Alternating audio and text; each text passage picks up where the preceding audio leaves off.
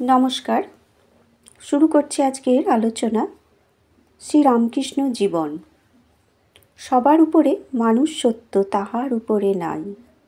সহজভাবে বলা এ এক বিরাট কথা।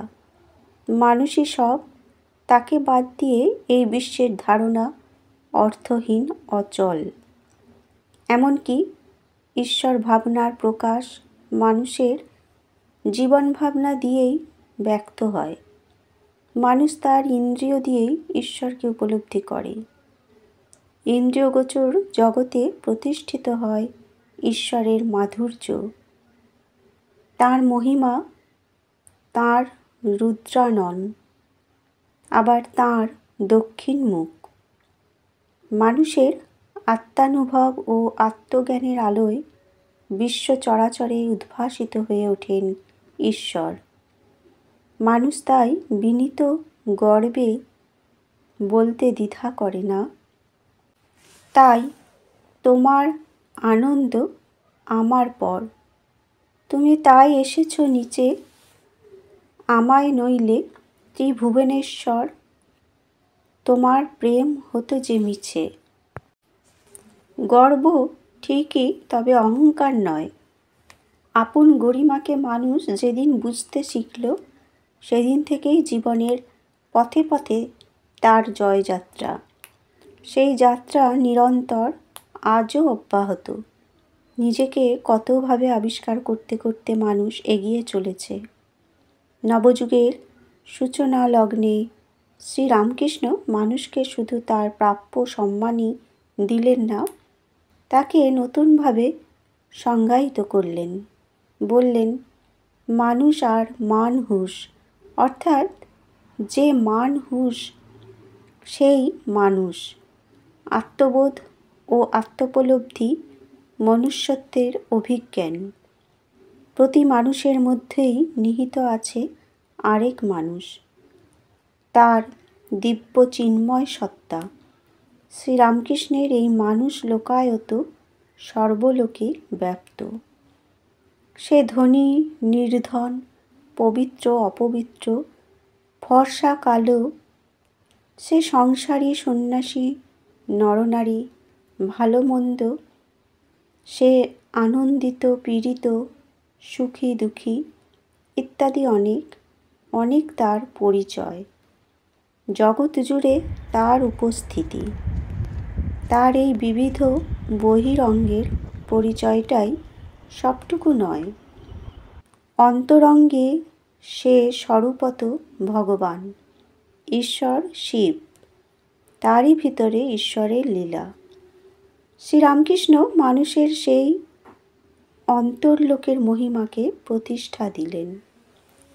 প্রতিষ্ঠা দিতে হলো এজন্য যে মানুষ নিজের এই দিব্য সত্তাটিকে বিস্মৃত হয়ে বসে আছে। চেতনারহিত হয়ে মানুষ কেবলই অতলে ডুবছে, আর সানুভবে ফিরতে পারছে না। শ্রীরামকৃষ্ণ সংসারবদ্ধ এই মানুষের কথা বলতে গিয়ে চমৎকার উপমা দিচ্ছেন। উট কাঁটা ঘাস বড় ভালোবাসে, কিন্তু যত খায় মুখ দিয়ে রক্ত দরদর করে পড়ে, তবুও সেই কাঁটা ঘাসই খাবে, ছাড়বে না। সংসারী লোক এত শোক তাপ পায়, তবু কিছুদিনের পর যেমন তেমনি। প্রকৃতপক্ষে অমৃতের পুত্র মানুষ নিজের চারপাশে স্তূপীকৃত করেছে বেদনার, যন্ত্রণার যত পাথরের টুকরো। সেই পাথরের আঘাতেই বিদীর্ণ হচ্ছে তার দেহ, মন, হৃদয়। এই তাপিত মানুষ, এই আমাদের জন্য শ্রীরামকৃষ্ণের প্রাণ কেঁদে উঠল। কিন্তু কত ধরনের মানুষ, কত ধরনের ভাব, কত ধরনের বৈচিত্র্য। সবাইকে পথ দেখানোর জন্য তাঁর আকুলতা। যেহেতু তিনি অনন্ত ভাবময়, তাই যে যে ভাবেরই মানুষ হোক না কেন, তিনি তাকে পথ দেখিয়ে আলোর শিখরে পৌঁছে দিতে পারেন। দিলেনও। তাঁর অনুরাগ তাঁর সান্নিধ্য, তাঁর আধ্যাত্মিক ঐশ্বর্য আমাদের জীবনে সূর্যালোকের মতো প্রতিবিম্বিত হলো। ঈশ্বরত্বকে আড়াল করে তিনি লোকজীবনে নেমে এসে সংসারের কেন্দ্রে অধিষ্ঠিত হয়ে সঙ্গই যাদের সার এবং অবলম্বন সেই আমাদের কতভাবে বুঝিয়ে দিলেন, বলে দিলেন কোনটা সার কোনটা অসার, কোনটি দুঃখ যন্ত্রণার কারণ, কোনটা চিরন্তন আনন্দের আকর। অথচ সংসার আসক্তির উৎসভূমি, আসক্তি সমস্ত বন্ধনের মূল, বন্ধন থেকেই যন্ত্রণার উৎপত্তি। এই আসক্তি থেকে মুক্তির উপায় কি? স্পষ্ট করে সেই উপায় তিনি বলে দিলেন।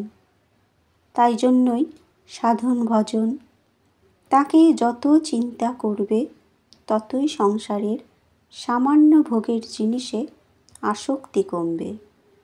তাঁর পাদপদ্মে যত ভক্তি হবে ততই বিষয় বাসনা কম পড়ে আসবে, ততই দেহের সুখের দিকে নজর কমবে, পরস্ত্রীকে মাতৃবৎ বোধ করবে, নিজের স্ত্রীকে ধর্মের সহায় বন্ধু বোধ হবে, পশুভাব চলে যাবে, দেবভাব আসবে, সংসারে একেবারে অনাসক্ত হয়ে যাবে।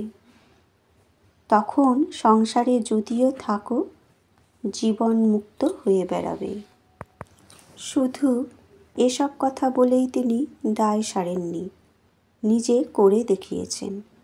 সমস্ত নারীকে দেখেছেন মাতৃরূপে, সাক্ষাৎ আনন্দময়ী রূপে। তিনি সরল, আত্মভোলা, ত্যাগ বৈরাগ্যর পরাকাষ্ঠা ঠিকই, কিন্তু সংসারীকে চূড়ান্ত প্রশ্রয় দিচ্ছেন না। বলছেন না আমি তোমাদের ভার নিলাম, তোমাদের কিছু না করলেও চলবে, বরং বলছেন সাধনা করতে হবে। বলছেন ত্যাগ ছাড়া কিছু হবে নি বাপু। এই ত্যাগ অর্থে কর্মত্যাগ নয়, সংসারীর পক্ষে তা অসম্ভব। নিজের দাবি যদি নাও থাকে, সংসারের দাবি মেটানো যে অবশ্য কর্তব্য। অতএব সংসারীকে কাজ করতে হবে, কেননা তাঁরই কথায় কর্ম ছাড়বার জো নাই। আমি চিন্তা করছি, আমি ধ্যান করছি, এও কর্ম। তবে কাজ জীবনের উদ্দেশ্য হতে পারে না। তবে জীবনের উদ্দেশ্য কি? জীবনের উদ্দেশ্য হচ্ছে ঈশ্বর লাভ। কর্ম সংসারীর কাছে উপায় মাত্র। এই উপায় নিয়েও তিনি স্পষ্ট নির্দেশ দিচ্ছেন।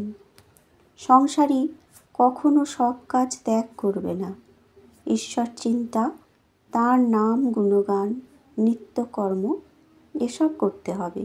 আর সংসারের কাজ কি বিষয় কাজ? হ্যাঁ, তাও করবে, সংসার যাত্রার জন্য যেটুকু দরকার। কিন্তু তিনি এও বলছেন কেঁদে নির্জনে তাঁর কাছে প্রার্থনা করতে হবে যাতে ওই কাজগুলো নিষ্কামভাবে করা যায়। আর বলবে, হে ঈশ্বর, আমার বিষয় কাজ কমিয়ে দাও, কেননা ঠাকুর দেখছি যে বেশি কাজ জুটলে তোমায় ভুলে যাই। মনে করছি নিষ্কামভাবে কাজ করছি, কিন্তু সকাম হয়ে পড়ে। হয়তো দান সদাব্রত বেশি করতে গিয়ে লোকমান্য হয়ে পড়ে। এবং এ প্রসঙ্গে তিনি একাধিকবার শম্ভু মল্লিকের উদাহরণ দিয়ে বুঝিয়ে দিয়েছেন সংসারে থেকেও নিষ্কাম কর্ম কিভাবে করা যায়। কেল্লার ভেতরে থেকেই লড়াই করো, এই নির্দেশ দিয়ে বুঝিয়ে দিলেন সংসার থেকে পালিয়ে গিয়ে হবে না, এখান থেকেই সংগ্রামের জমিটা প্রস্তুত করতে হবে। তিনি নিজে ঈশ্বর বই আর কিছু জানতেন না, সর্বদা হরিপ্রেমে মাতোয়ারা, সমাধিমগ্ন, তন্ময়। বিবেকানন্দ বলতেন তার দেহটাই কেবল মানুষের মতো ছিল, কিন্তু চাল চলন সব স্বতন্ত্র, অমানুষিক ছিল। এ এক বিরাট কথা। তিনি যে স্বয়ং ঈশ্বর, ঈশ্বর স্বরূপী, সেই জ্বলন্ত সত্যর ইঙ্গিত আছে স্বামীজির এই বাণীতে। সেই প্রেমময় পরমেশ্বর বলেই সকলের প্রতি তাঁর অহৈতুকী ভালোবাসা, সর্বলোকে তাঁর প্রেম করুণা। বিশ্বের দুঃখকে সবসময় নিজের দুঃখ বলে গ্রহণ করছেন। নিজের হৃদয়াসনে বসিয়েছেন যত অবহেলিত, উপেক্ষিত এবং উৎপীড়িতকে। দগ্ধ বিভ্রান্ত মানুষকে আশ্রয় দেওয়ার জন্য তিনি ব্যাকুল। সেই ব্যাকুলতা তুলনাহীন, অবিশ্বাস্য। জগতের কল্যাণে নিজের জীবন উৎসর্গ করার পর যেন তাঁর ছুটি। বন্ধুরা, আজকের আলোচনা এ পর্যন্তই। শ্রীরামকৃষ্ণ জীবন, লোকায়ত ও লোকোত্তর জীবনের আলোকবর্তিকা হর্ষ দত্তের লেখা থেকে আজকের এই আলোচনা তুলে ধরা হলো। ঠাকুর, মা এবং স্বামীজির চরণে এবং লেখকের চরণে আভূমি লুণ্ঠিত প্রণাম জানিয়ে এবং সকল শ্রোতা বন্ধুদের আন্তরিক অভিনন্দন ও শুভেচ্ছা জানিয়ে আলোচনা শেষ করলাম। ধন্যবাদ।